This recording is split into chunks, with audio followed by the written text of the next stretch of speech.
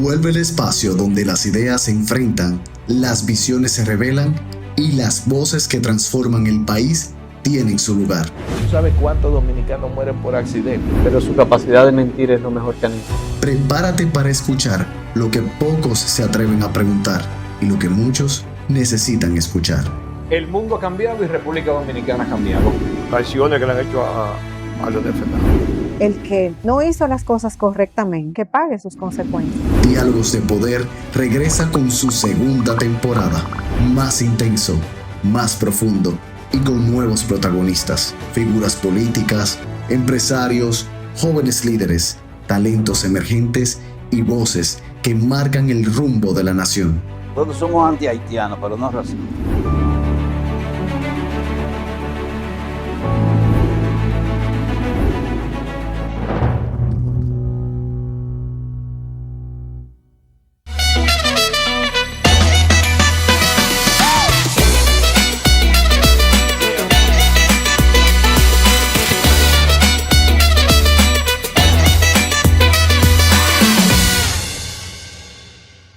En América Latina, menos del 25% de los cargos públicos y de poder los ostentan las mujeres. Nuestra invitada de hoy es una representante de esa minoría que abre paso a la mayoría, pues no solo las mujeres, también los hombres creen en su liderazgo y la acompañan.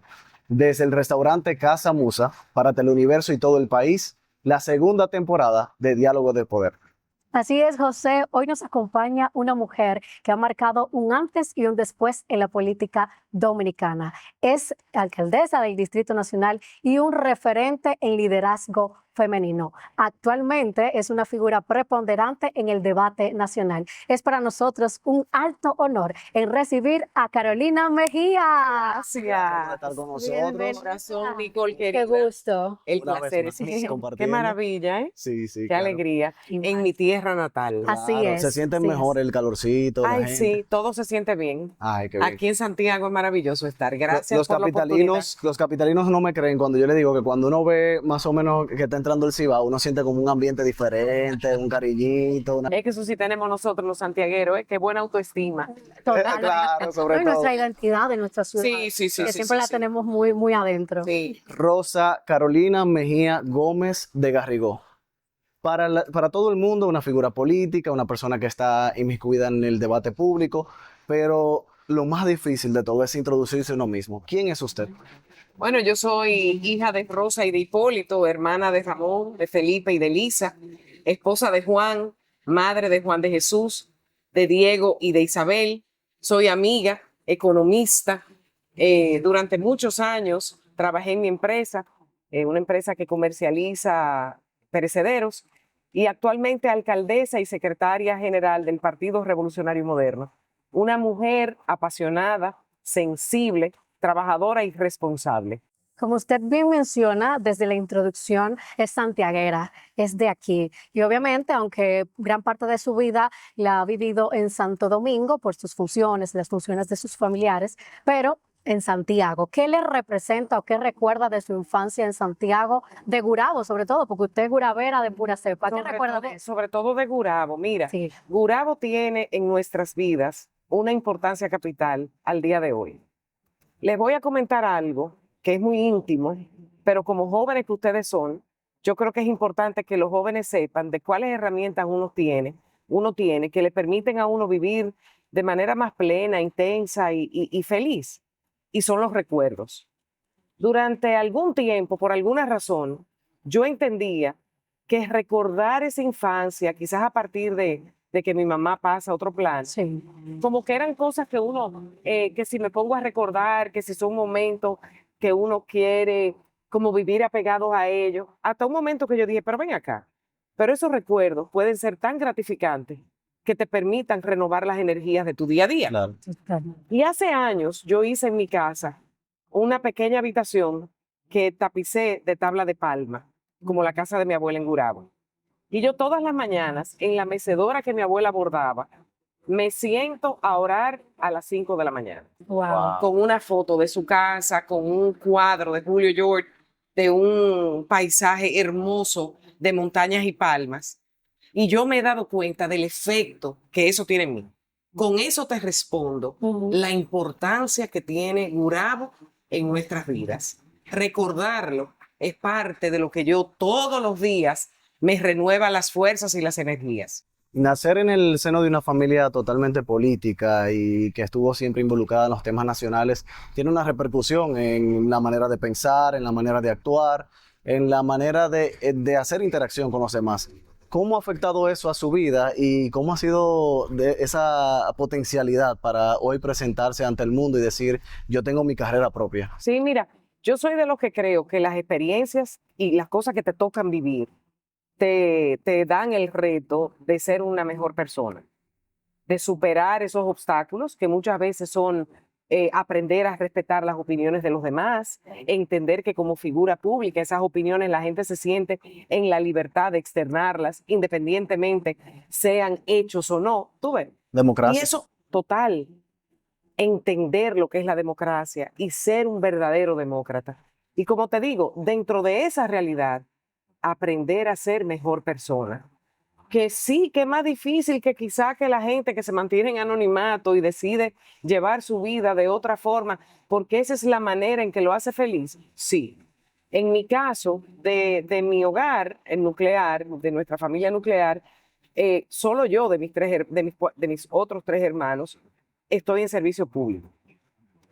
Pero lo hago, al igual que ellos, servidores innatos, pero yo lo hago y abracé la política como proyecto de vida hace ya varios años.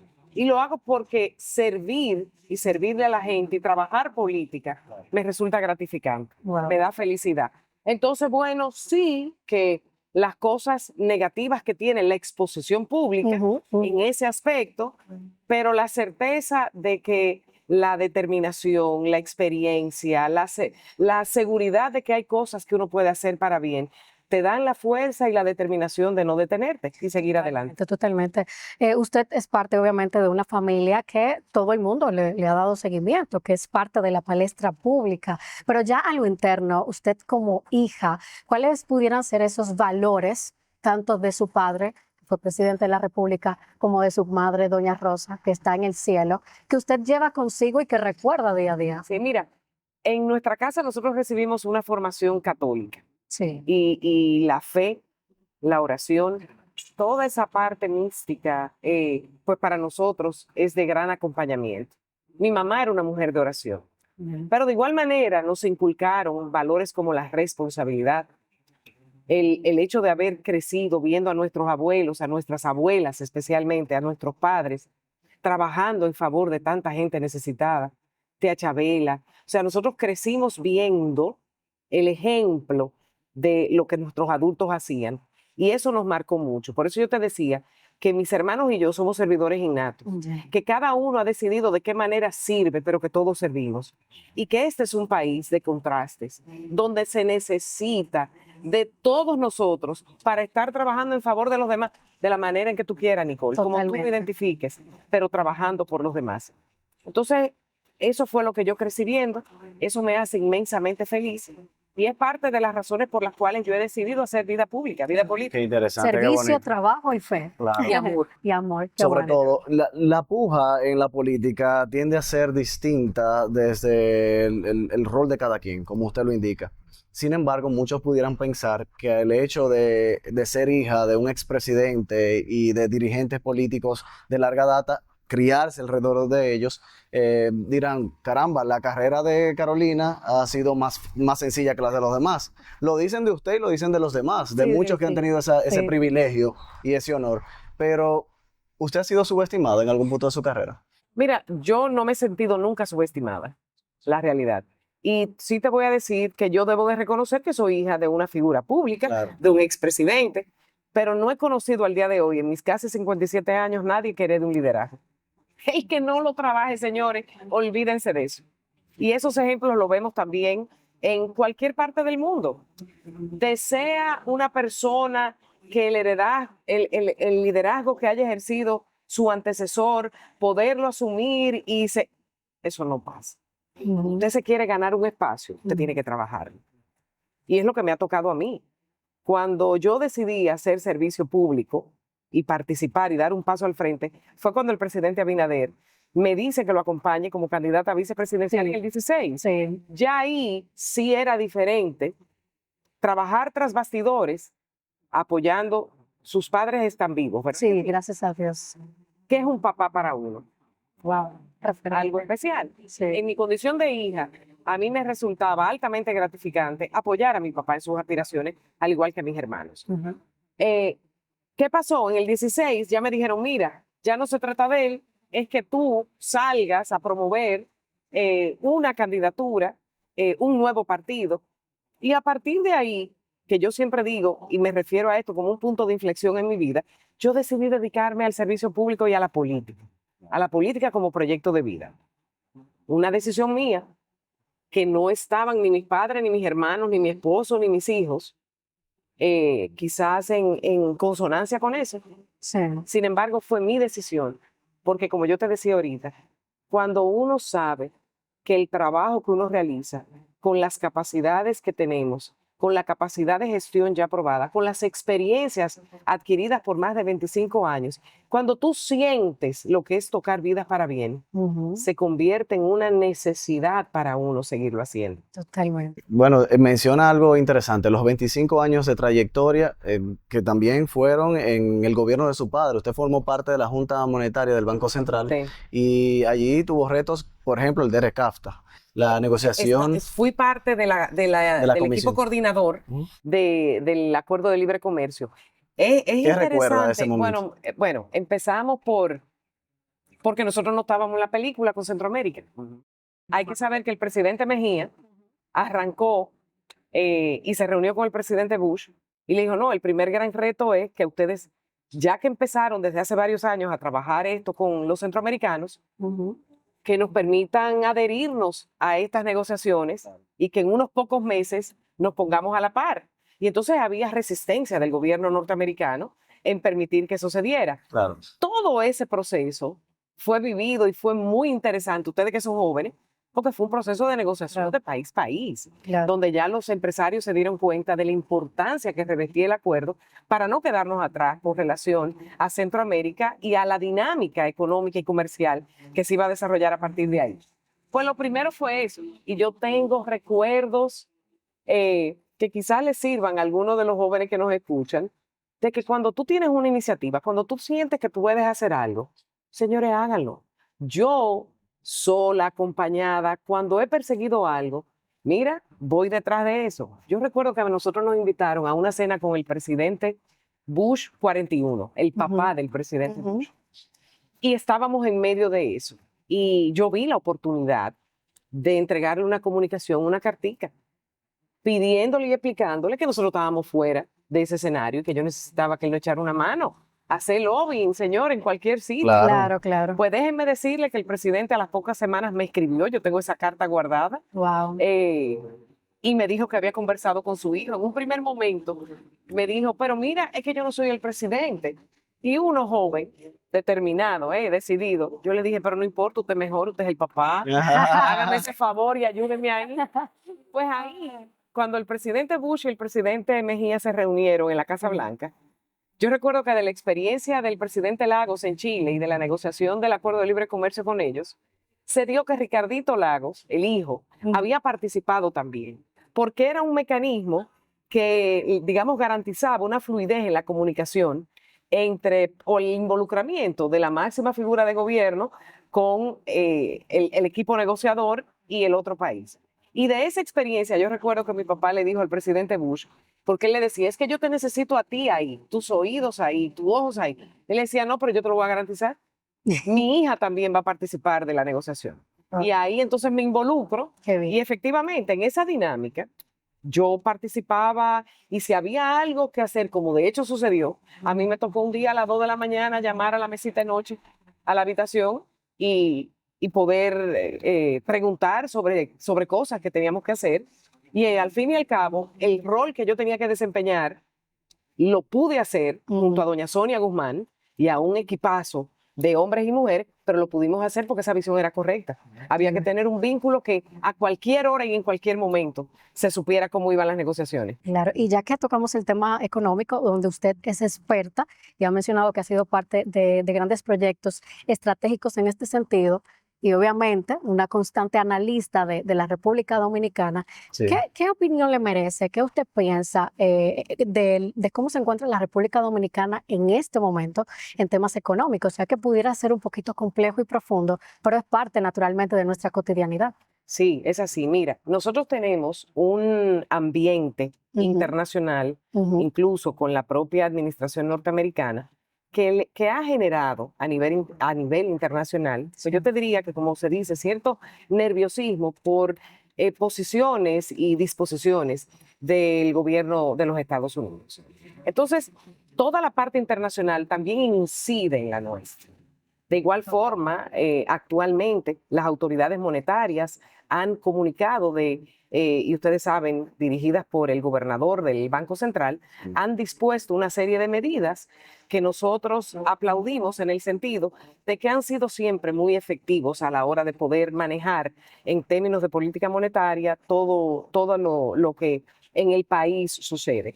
Ahora mismo tenemos el reto de seguir siendo bien competitivos, de seguir planificando las inversiones y de seguir atrayendo esas inversiones que decía el presidente que en este año sobrepasan los 4.000 millones de dólares. Sí. Entonces, creo que lo que tenemos es que seguir todos apostando a que todas esas situaciones que se están dando, las medidas que estamos tomando, son las adecuadas para seguir adelante y sobre todo con estabilidad.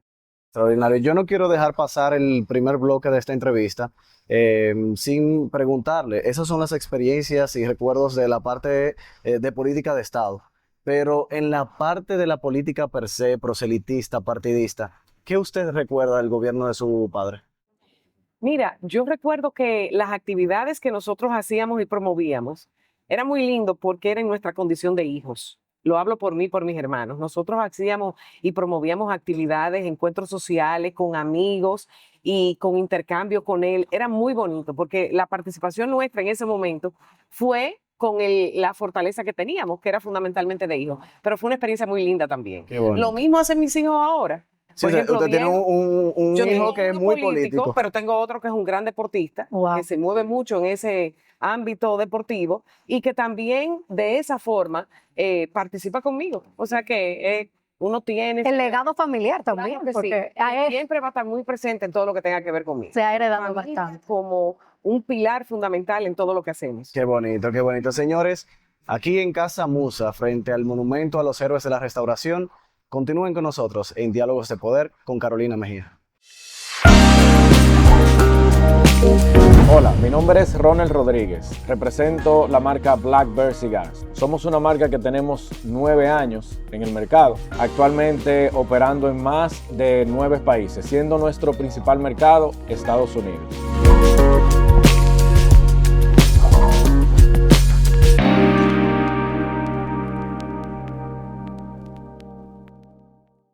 Con el Monumento a los Héroes de la Restauración como set para esta gratificante, obviamente, conversación que estamos teniendo, un diálogo verdaderamente de poder con la alcaldesa del Distrito Nacional, Carolina Mejía. Y bueno, ya está en su segundo periodo, ya un año de este segundo periodo.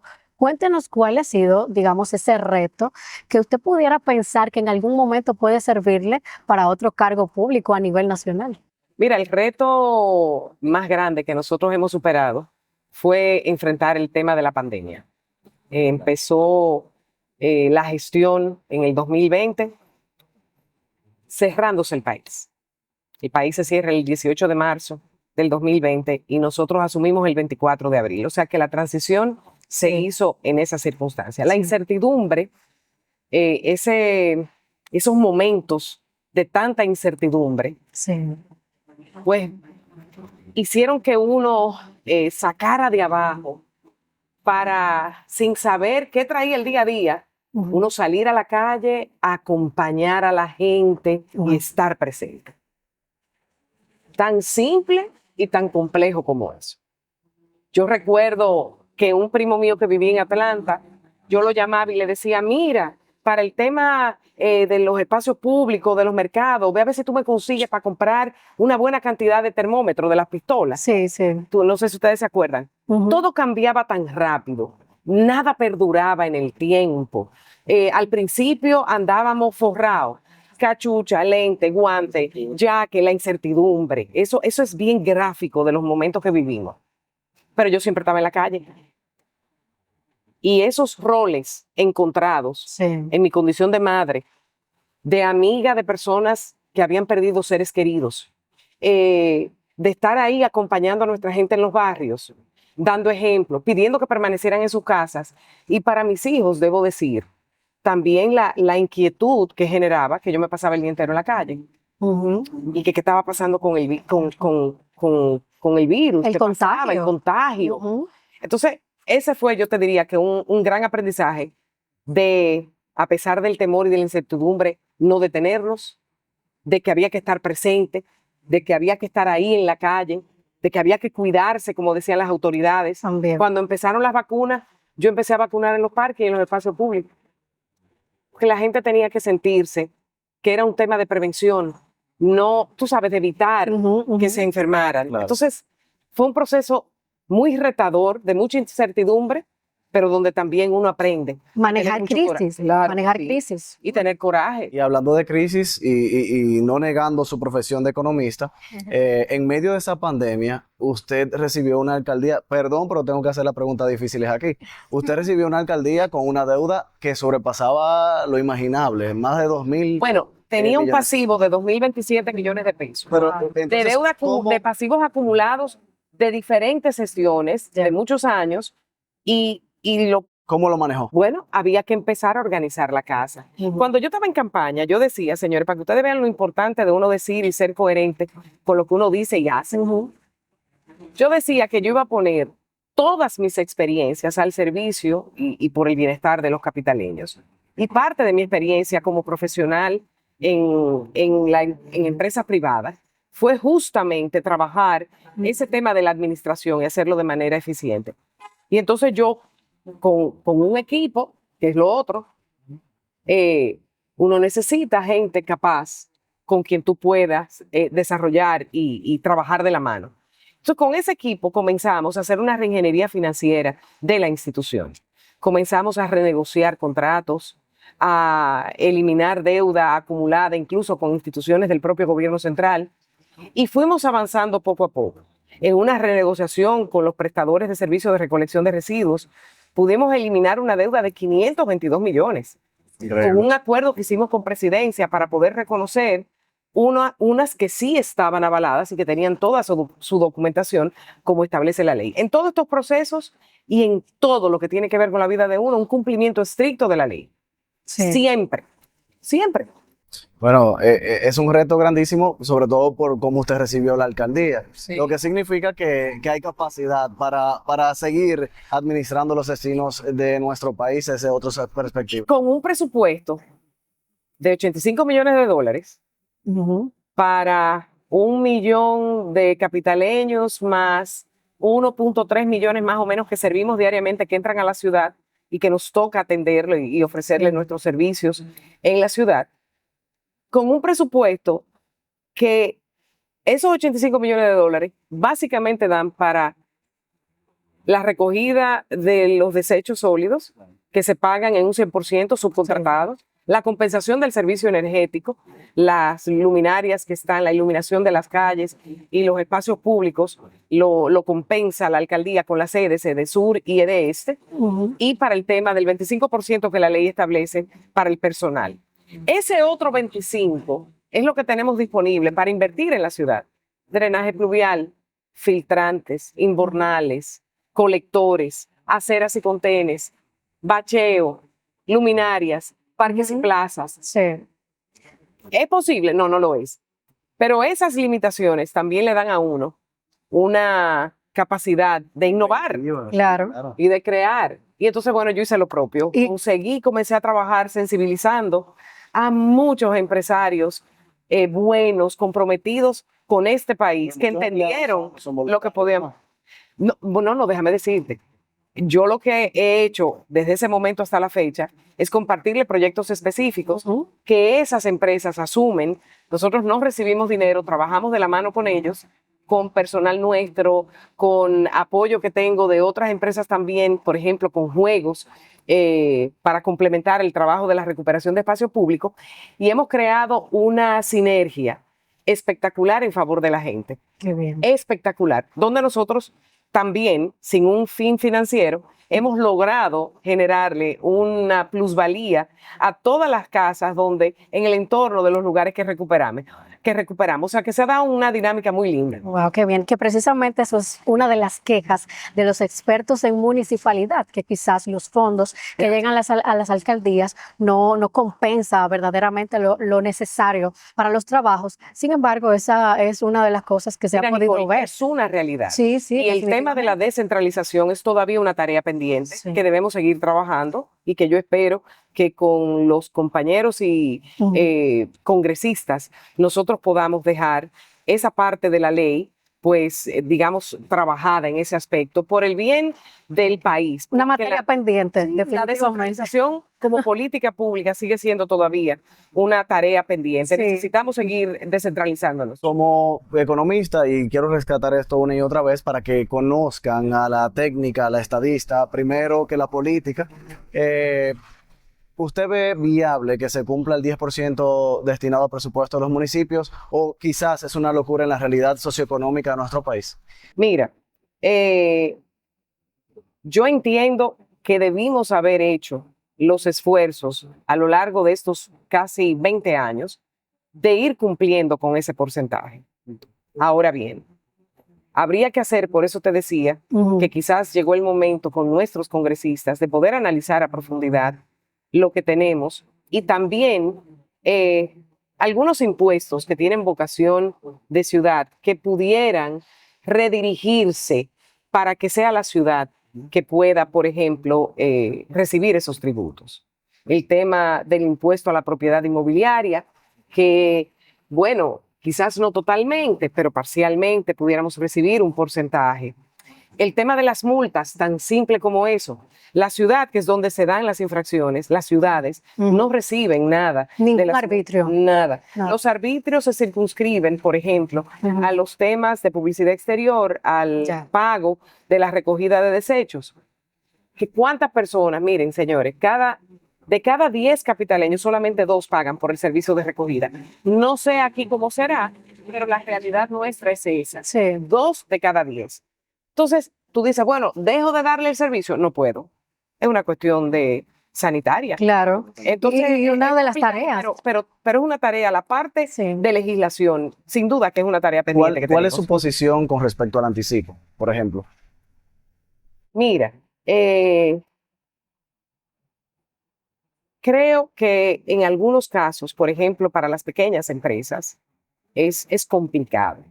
Creo que es de las tareas pendientes y ahora que el nuevo ministro de Hacienda está en proceso de evaluación ante una posible nueva reforma, creo que de los temas que se tendrán que ponderar. Que es una de las cosas que más ha atañado la palestra pública, precisamente la reforma fiscal, que a nivel nacional pues causó bastante revuelo. Usted como estratega, para continuar ahí resaltando todos sus conocimientos en economía, ¿qué opina? ¿Realmente está preparada la República Dominicana para recibir una reforma fiscal como se presentó? Con los porcentajes. Yo entiendo, no soy autoridad, digamos, del gobierno central y no tengo la información. Si la tuviera, la compartiría con muchísimo gusto. Pero sí entiendo que el nuevo ministro, Magín Díaz, está haciendo lo propio, evaluando junto al presidente y a su equipo la pertinencia de hacer la reforma y en qué momento. Eso tendremos que esperar a ver lo que ellos determinan con relación a eso. Pero entiendo que no necesariamente esa reforma que se planteó en ese momento, pero algún tipo sí de modificación debería estar sobre la mesa. Retomemos el rol político y hablemos de lo que significa su rol en el escenario local, cómo usted llega a la población. Usted se ha convertido en una abanderada de la carretera del Ámbar, es decir, que está muy interesada en los aspectos que nos competen a esta región del país, se identifica mucho con nosotros, pero hay un segmento que yo tengo que defender, que es el generacional.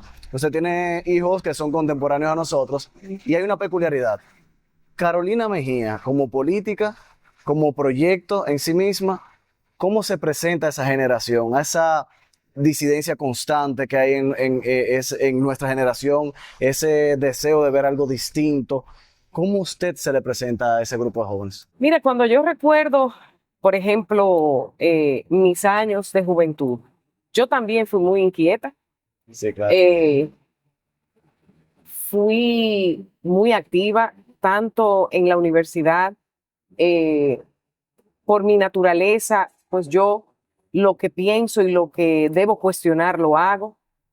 Y quizás como adulta, porque fui tan activa y una joven tan apasionada, sigo siendo una mujer apasionada, pero de joven todavía lo fui mucho más. Ahora ya los años me han enseñado también, me han dado otras lecciones y eso hace que uno sea quizás un poquito más conservador.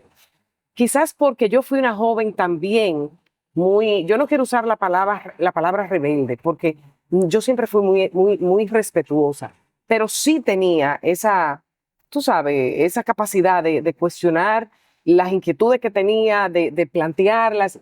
Yo creo mucho en el talento de los jóvenes. Y no te lo digo de palabra, te lo digo porque desde el momento en que empecé a trabajar en el servicio público, quienes me han acompañado mayoritariamente son jóvenes. Vemos en su equipo muchos. Sí, pero mayoritariamente, pero para decirte que la primera community manager que nosotros tuvimos en el partido cuando yo asumí la secretaría tenía 18 años. Wow. Que era la persona que iba a manejar las redes del PRM. Wow. Pero porque yo realmente, de verdad que creo y admiro ese talento de los jóvenes, esa visión, esa capacidad de soñar. Y entonces yo creo en eso y le doy ese espacio. Pero vuelvo y te digo, porque yo tuve adultos que hicieron lo propio conmigo. Mi primer trabajo, yo empecé a trabajar muy jovencita en una empresa multinacional y el jefe mío, cónchale, me daba la oportunidad de saber que yo estaba dando mis primeros pininos y él me acompañaba y me orientaba. Entonces yo creo en eso. Decía Allende que ser joven y no ser revolucionario es una contrariedad hasta biológica. Entonces, eso tiene mucho sentido para nosotros, pero vamos a cifras. El Latinobarómetro 2024 dice que el 60% de los dominicanos no se siente identificado con los políticos o entiende que los políticos están desconectados a la sociedad. Basándonos en esta información, ¿cómo ha hecho usted con su gestión, con su campaña, con su figura política desde la Secretaría General del PRM, desde el partido en sí mismo, hasta cualquier otra aspiración que pudiera darse a futuro? ¿Cómo usted pretende cambiar esa percepción de la población? Conquistar a ese joven. Mira, lo primero es que uno no puede partir de una aprensión de que, hay esta barrera, déjame yo cuidarlo. No, sencillamente tenemos que ser. Y yo soy una mujer cercana. Yo tengo hijos jóvenes y soy querendona. Tengo mucho carácter. Mi condición de madre muy arraigada, cierto.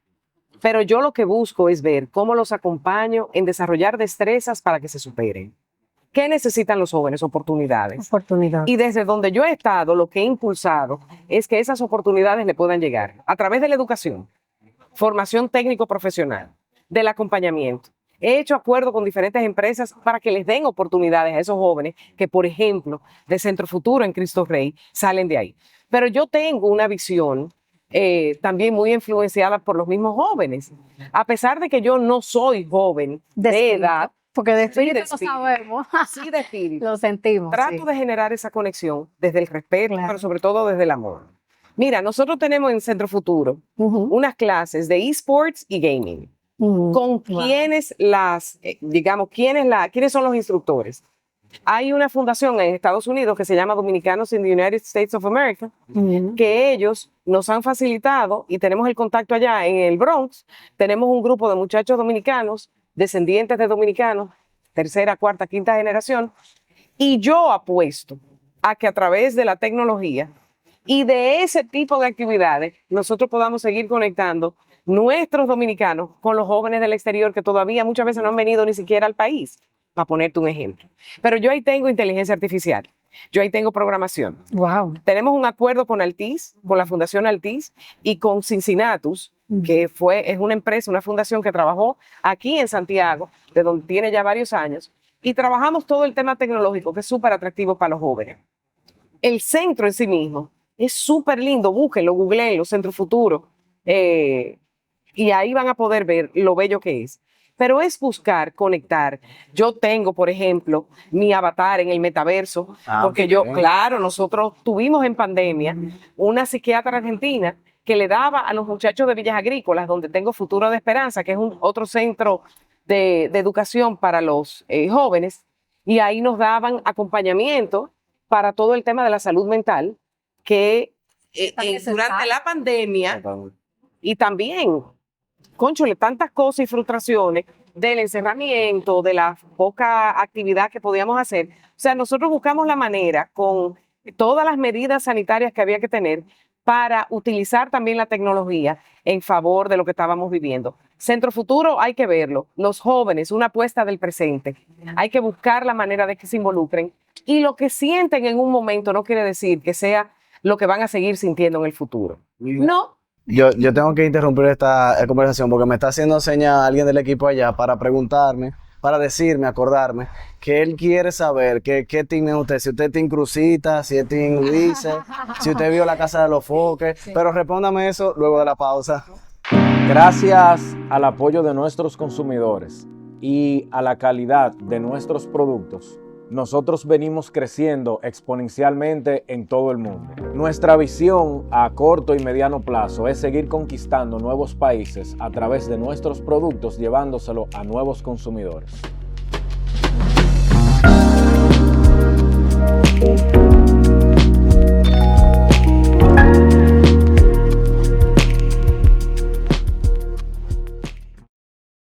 Hemos hablado de todo, desde lo técnico hasta lo político, pero sobre todo el lado humano, la figura detrás del poder. Antes de irnos a la pausa, yo preguntaba de qué team usted era. Recuerde que usted es de Santiago y por ende tenemos como una cierta inclinación hacia los campesinos, ¿verdad? Orgullosamente. Y los ibaeños. Solo se lo digo para que piense su respuesta. ¿De qué team es usted? Team Cruzita. Ahora estamos claros. Y no la condicioné. Claro, qué bien, qué bien. Mire, La Casa de los Foques, que es verdaderamente el contexto, el reality donde se mencionan estos, digamos, personajes, un revuelo social bastante impactante, liderados por su CEO, Santiago Matías Alofoque. ¿Qué opinión le merece Alofoque como actor social de este nuevo tiempo? Yo a él mismo, y por eso lo voy a decir públicamente, a él mismo le he dicho que él tiene que entender la responsabilidad que él tiene por su nivel de incidencia y que debe de dejar de hablar de forma inadecuada y grosera, porque ya esa etapa debe haberla superado. Se lo digo con absoluta responsabilidad y a él, que él sabe que se lo digo con inmenso cariño y amor. Claro, ya no es tiempo de seguir siendo ese joven rebelde cuando él ha logrado demostrarse y demostrar la capacidad que tiene de trabajo, la creatividad, pero este país necesita liderazgos que ejerzan esa influencia hacia lo positivo. Y él ve en usted una figura de apoyo. Así por es, la cercanía. de mucho cariño. Es así. Yo quiero entrañablemente, vi nacer a Prince, su hijo, a Chari, su compañera, Sí. es una mujer excepcional. Los quiero en bien, pero como a todo a quien quiero en bien, lo primero es ser responsable. Y él tiene mucho que dar si entiende el impacto positivo que puede tener en nuestra población, especialmente en los más jóvenes, y no solamente eso que requiere o que procura likes, views. El rating. Yo he visto que usted se lleva muy bien con todas las figuras políticas del país. Nunca he visto un roce que pase a lo personal, como generalmente este tiempo de la información, de la inmediatez. A veces pasan unas cuantas cosas, pero usted siempre está como al margen de cualquier controversia con el liderazgo político nacional. Muy respetuoso. Pero también tengo buenas referencias de otros lados hacia usted. Me gustaría jugármela, aunque me estén mirando detrás de cámara que no lo haga, pero ¿qué usted piensa, por ejemplo, de Juan Ariel Jiménez? Una estrella. Juan Ariel es un hombre bien formado, bien preparado académicamente, un buen servidor público, un hombre de valores, un muchacho con sensibilidad social, con compromiso. Juan Ariel es un hombre excepcional. Usted comparte gestión en la capital con un senador de otro partido, Omar Fernández. ¿Qué opinión le merece ese film? Omar es un joven talentoso, carismático, es un hombre simpático. Yo le tengo un cariño enorme a Omar. Tiene por delante una posibilidad enorme de mucho aprendizaje y experiencia que es importante incorporarla para que él siga trabajando en favor de la República Dominicana. Hay liderazgos dentro de su partido que quizás pueda verse como un antagonismo en cualquier proceso que pueda venir a futuro. Vamos a hacer una suposición. ¿Cuál de ellos usted considera que es más su amigo, que usted lo aprecia más, que le siente cierta admiración hacia la carrera que pudiera darse en 2028? Mira, yo no te puedo decir de ninguno en particular, porque con cada uno, como con cada hijo, con cada persona, uno tiene una relación que es única, José, única. Sí. Entonces yo tengo, por ejemplo, con Raquel, con nuestra querida vicepresidenta, una relación de hermandad y de familiaridad que viene de nuestros padres. Don Leocadio era un hermano de mi papá. Raquel fue una persona que ha estado toda la vida vinculada a nuestra familia y es una mujer a quien yo quiero entrañablemente, entrañablemente.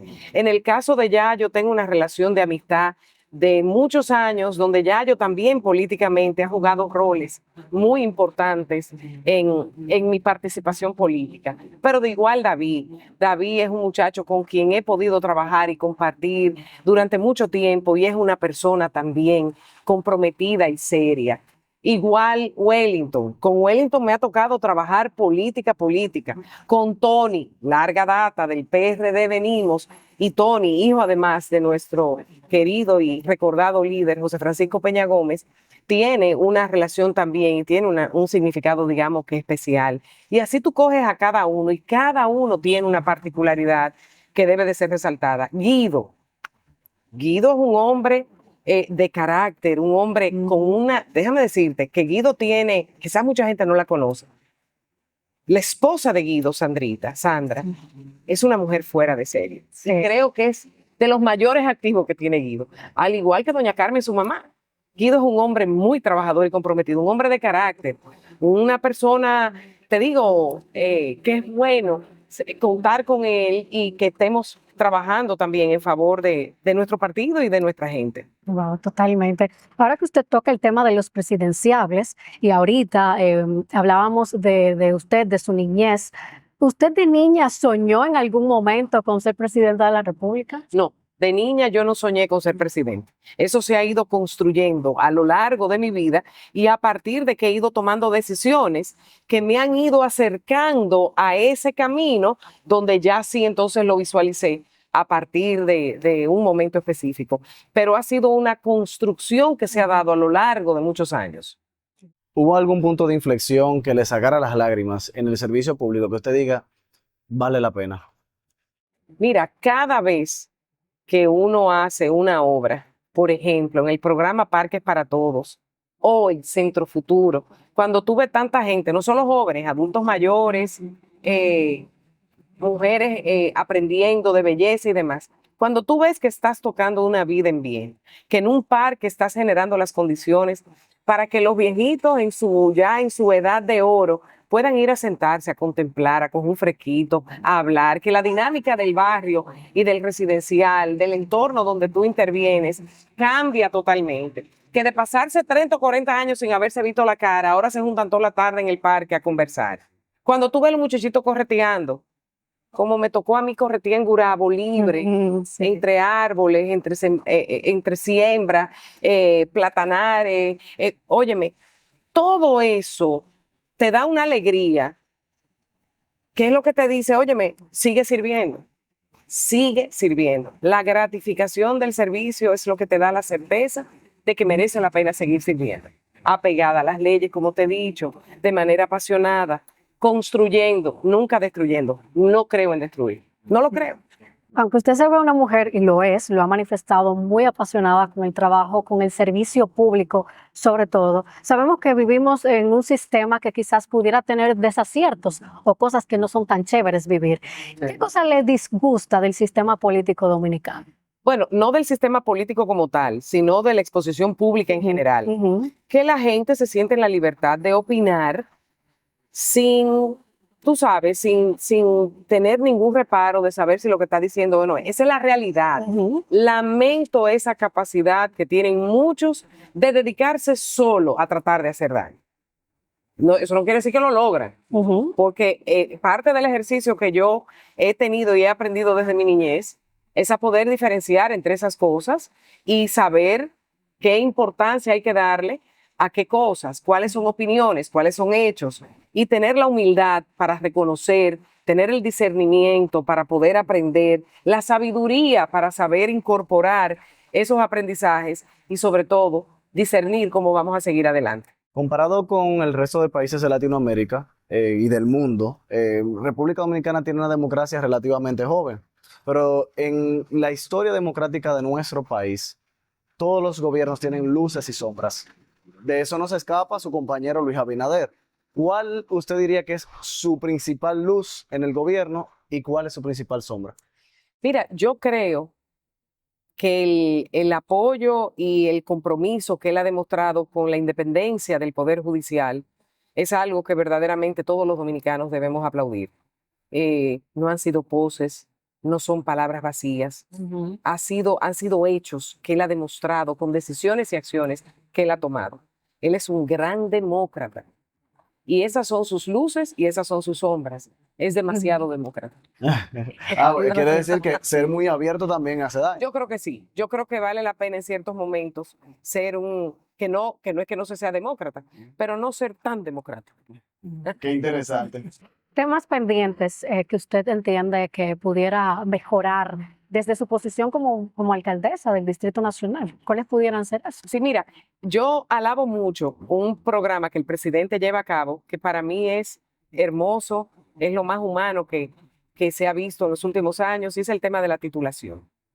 En un acompañamiento a eso, y es algo que para mí es un pilar importante en un plan de gobierno a futuro, es el tema de las viviendas con vocación social.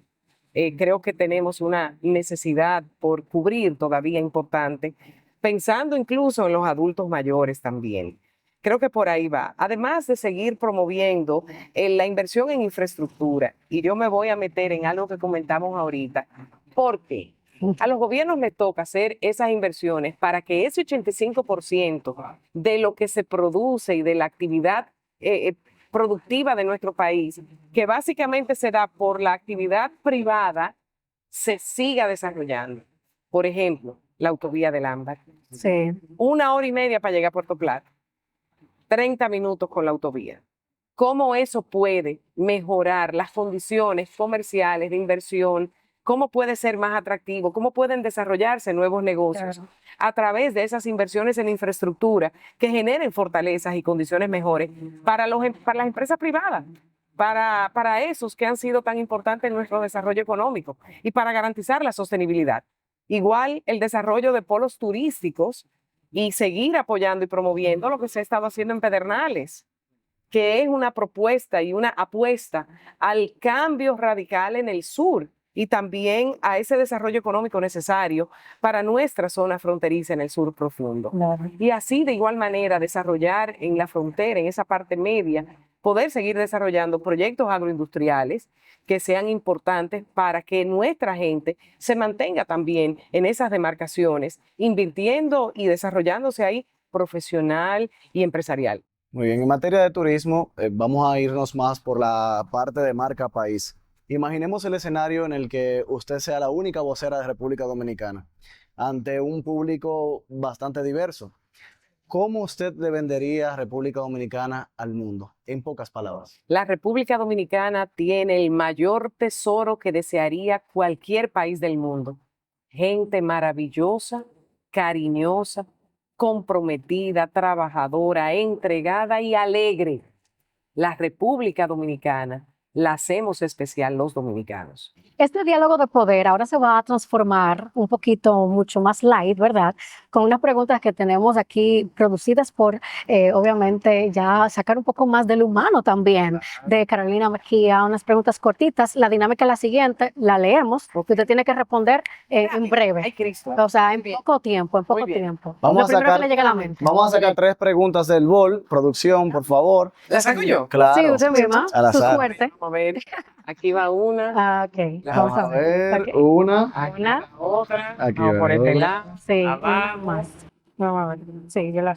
Aquí se fue. Sí. No, es No, una sola, una sola. Está perfecto. Ok, bueno, vamos con la primera. Dice, si no estuviera en la política, ¿qué profesión totalmente diferente le hubiera gustado ejercer? Dame. Ah, ok. la psicología. La psicología. ¿Por qué? ¿Por qué? Siempre me ha llamado a la atención el comportamiento de los seres humanos. Me gustaría, de no haber sido economista y estar en el servicio público, haber estudiado y aprendido sobre eso.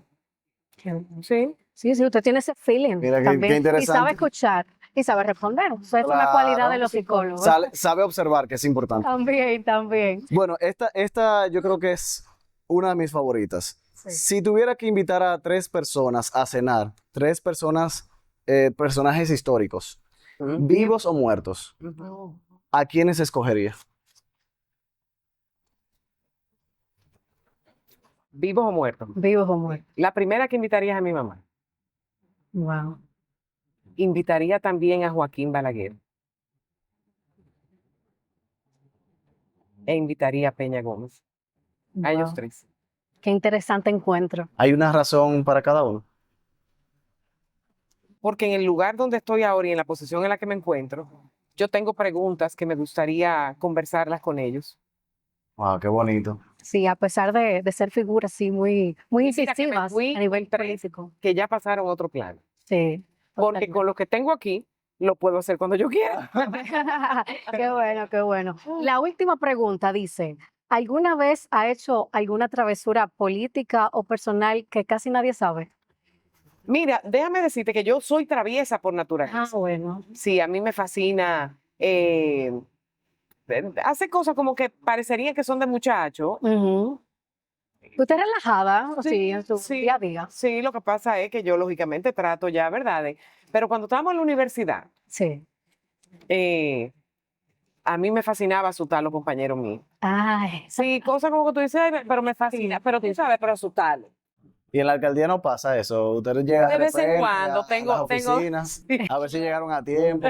Claro. No. Eso siempre pasa. Mírale la carita, los que andan aquí. Ay, ay, Para ay, que tú veas la carita, mira. Venga, ellos se lo están imaginando. De verdad que yo tengo ese espíritu Qué bien. jovial y como travieso, muy a flor de piel. Qué bueno, Muy a qué flor bueno. de piel. Eso conecta Sí. mucho. Bueno, señores, ha sido un diálogo enriquecedor, un diálogo que yo deseaba muchísimo. Yo pensaba que yo iba a responder el bowl entero. Ah, no, pero si quiere podemos. Nosotros también pensábamos. No, pero yo le voy a hacer otra pregunta. Ajá. ¿Cuál es su plato dominicano favorito? El que no puede faltar en su día a día. A mí me fascina el arroz, la habichuela y la carne. Guisa, pollo, lo que tú quieras. Yo Sí. como de todo, yo como molondrones, yo como de ahí no todo. la acompaña. Sí, por eso yo sé, por eso te lo digo, porque yo conozco, yo veo, yo leo. Pero una pregunta, a mí me dicen que en la casa de Don Hipólito se come bueno. Sí. ¿Es verdad? Muy Yo he bueno. muy escuchado bueno. eso también. Mecho tiene con nosotros, tú sabes que son parte de nuestra familia y Mecho tiene en casa 37 años casi con nosotros. Y Mecho vino a sustituir a Cela, Sí. que también tuvo con nosotros toda una vida. Y Cocinan esas bueno mujeres son lo último. En casa de papi se come bueno en el desayuno, en la comida y en la Qué cena. bueno, por eso siempre también él tiene buena energía y siempre está así Para súper que tú alegre. sepas. Y Don Hipólito siempre ha sido todo así. para él, sí, Sí. sí. En el caso de su lugar favorito, ¿cuál es el lugar donde siempre prefiere estar o prefiere llegar? A mi casa. Su casa Mi casa, materna. mi hogar. No, mi Su casa, casa. mi casa. Ok, bien. casa, sí, sí. Qué bien. Es como es mi templo, sí, Wow. a mi casa. Qué bien, qué bien. Pues yo me voy a despedir de este programa. Estoy extasiado de la emoción. De verdad que agradezco muchísimo que haya sacado el tiempo para esto. Pero me voy a despedir con una pregunta. Y quiero que lo responda Mirando directamente a la cámara. Muy bien. ¿Por qué usted quiere ser presidenta? porque yo tengo la experiencia, el amor, el compromiso, la capacidad de gestión demostrada, el trabajo político realizado, una trayectoria de servicio y sobre todo porque siento en mi corazón que tengo tanto que dar para bien desde la planificación, desde el trabajo en equipo y para beneficio de todos los dominicanos y las dominicanas, que decidí que en el 2027 iría ese proceso interno para ser la candidata y en el 28 la primera presidente de la República Dominicana. ¡Wow! Definitivamente. Agradecidos por esta visita, merecido el aplauso. Gracias por estar con nosotros desde Santiago, un espacio muy especial para usted en su corazón. Además, Santiago, Sí. La ciudad corazón. Gracias por estar con nosotros, Nicole. Conocerla, el lado humano, sobre todo de una mujer que ha tenido tantas posiciones de poder, eso también es muy interesante. Se nos quedan muchos temas, ¿verdad? No, José? abrimos de lujo la segunda temporada de Diálogos de Poder, así que continúen con nosotros como cada domingo por Teleuniverso Canal 29.